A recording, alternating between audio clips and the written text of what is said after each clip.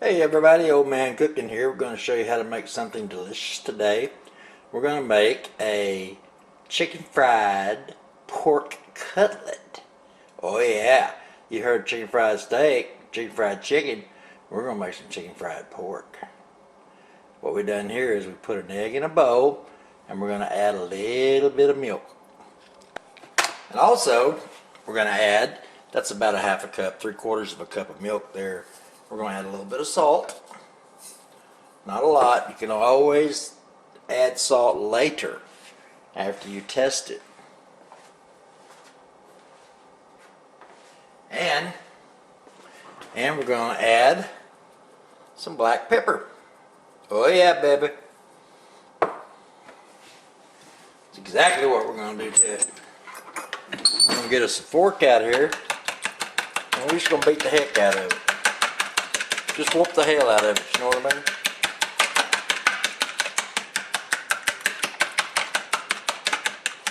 mean? Real nice. Okay. Now, we're going to take our pork cube steaks. Voila. And we're going to put them into our mixture. Like so. No one says they have to be pretty. All they got to do is taste good. You know what I'm saying? I'm going to put all 4 of them in there that I'm going to prepare. And we're going to get a nice little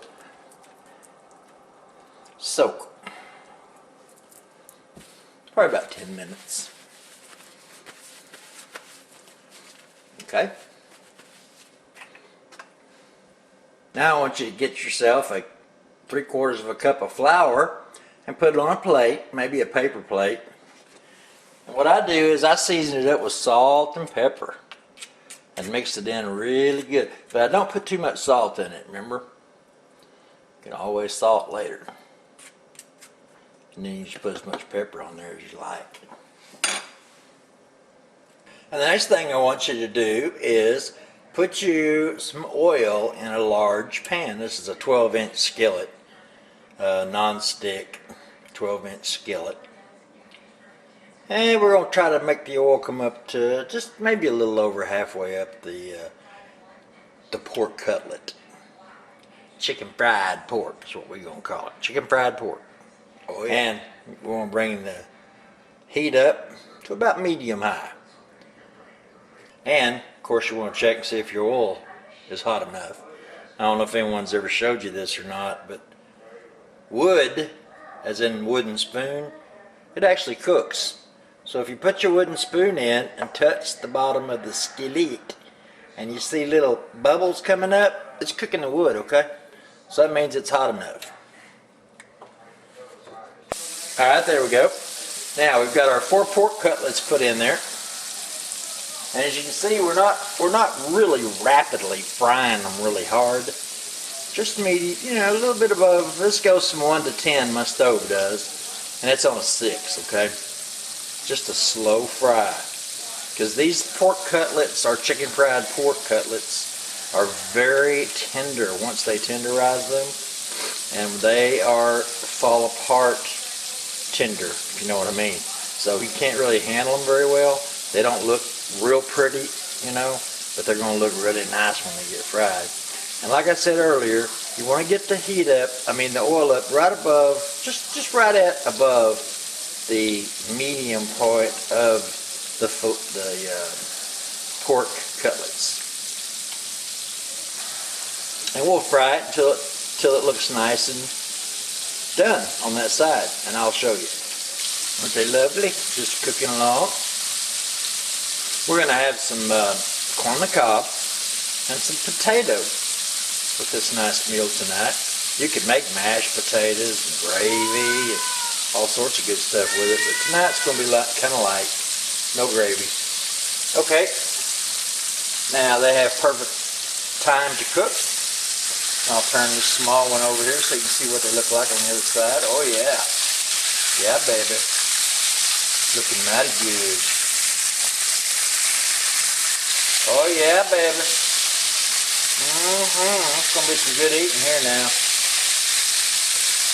And I haven't changed the heat at all. I've left it on, a little over medium. I just don't want anything to burn. Oops, splashed it on you. That's okay. Oh, look at those. Those look lovely or what? Yeah. Alright, now we'll do the same thing to this side. Give them a nice little cook. Make sure everything's down in the oil. Alright, we're getting right at the done point now. I just turned them over just for a little fry on the other side for a few minutes. Maybe like 2 or 3 minutes. Oh, these are just screaming for some country gravy, aren't they? Yes, they are. We may end up having to break down and make some country gravy here in a little bit.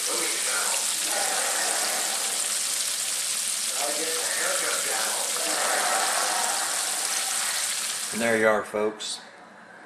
Wonderfully delicious chicken fried pork cutlets. Now also, if you want to make chicken fried steak, all you have to do is do exactly the same thing, only with cube steak. So you will have chicken fried steak. Country chicken fried steak. Right here in Texas, that's the way we make it. Hello everybody, it's Old Man Cooking here. I have just finished making some pork cutlets. Chicken fried pork cutlets. Instead of chicken fried steak, chicken fried pork cutlets. And they're just begging for some cream gravy. Now I want to show you here, I'm using the same pan that I did my pork cutlets in. I'll show you a picture of them here in a minute. And if you'll notice, there is rarely any oil in here. Now we got the good stuff, we got the leavings from the pork cutlets, but we got hardly any oil. That's the biggest mistake people make when they're making country gravy, is too much oil, okay? It's not the oil that makes your gravy thick. I mean, you need the oil to make your roux, but it's not the oil that makes your gravy thick, it's the right amount of flour, okay? So we're going to take this oil here and get it back up to a nice heat, and then we'll add our flour. Okay. Now, as you can see here, I have a 1/4 cup of regular flour, and I'm not going to use the whole 1/4 cup. I'm just going to sprinkle around here. Okay. And that small amount of fat. Maybe I am going to I'm going to use the whole 1/4 cup. Alright, so we're going to put the whole 1/4 cup in there. And then we're going to stir. We're going to make, this is called a roux. Okay. I have no idea how much oil this is. What do y'all think? About 1/8 cup of oil. I know it's not a lot. Now, you have to cook that raw flour. You don't want raw flour tasting gravy, so you have to cook it a little bit. So you got to move it around here. You don't want your gravy to be black or really, really super dark. So it's all dependent on your roux. You want to cook it long enough to get that raw flour taste out, like I said, and then we'll add some milk. Okay. What we've done here, we've added 1 cup of milk.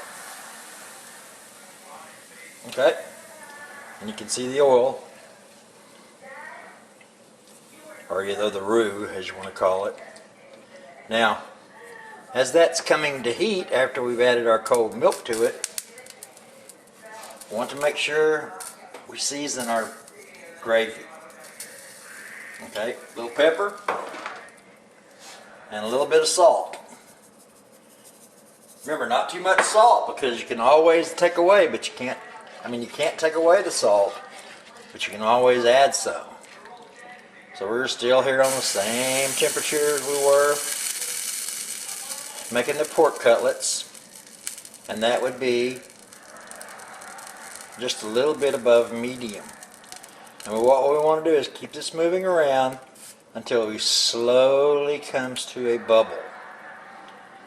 And once it starts bubbling and starts to set, it will never get thick until it bubbles, okay? And when it starts bubbling and starts thickening up, that's as thick as it'll get.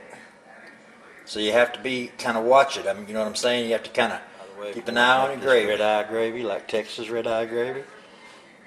rather than using that milk, use super black coffee. That'll make you some red-eye gravy now. Now we're still stirring here. Now, as you'll notice up on top, go ahead and start bubbling. See how it's starting to bubble? Oh yeah, see that? Oh yeah, baby. That's going to be some gravy here now.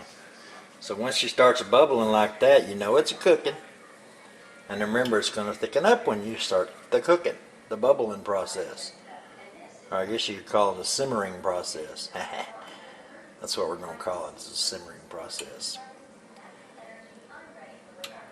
Now some folks like their gravy thick and some of them like it thin. Myself, I like it just right. You know what I mean? So what we got here is a cup of milk, a quarter of a cup of flour, and about, what would you say, about 2 tablespoons of oil, maybe 3 tablespoons of oil. Oh yeah, this is looking good here now.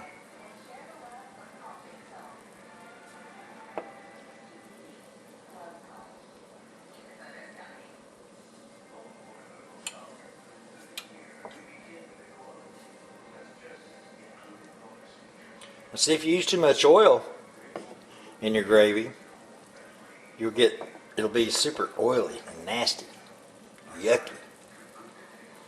What you want to do is you want to let your flour thicken your gravy up. I could have also thrown in about a half cup of butter in here and made the roux with butter and white milk. Oh yeah, y'all see that, don't you? See that consistency? Still kind of thin. We want it to thicken up, so we're going to keep it cooking. This is what happens when you don't use a whole bunch of flour. It has the actual cooking process. You put too much flour in here, and this is going to turn hard as a rock in no time. You know what I mean?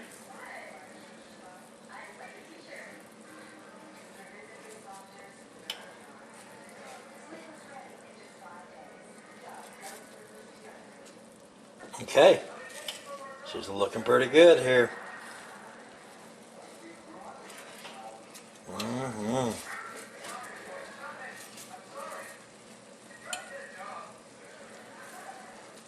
And that, my folks, that is country style cream gravy right here from Fort Worth, Texas. You know what I mean? Don't let nobody on them food channels or something tell you how to make country cream gravy, okay? Because they don't know what they're talking about. And here we go. There you go, folks. Country gravy. Wonderful for putting on your cutlets or your chicken fried steak. Or your biscuits. Hope you enjoy. And there you go, folks. Wonderful, beautiful country gravy.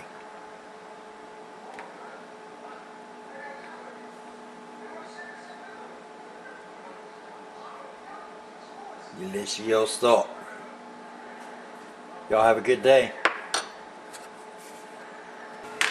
And there you are, folks.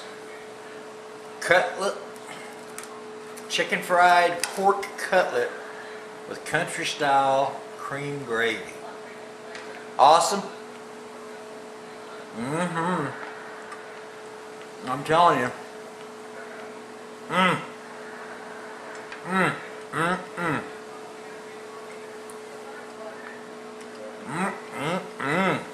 Awesome. I hope y'all enjoy.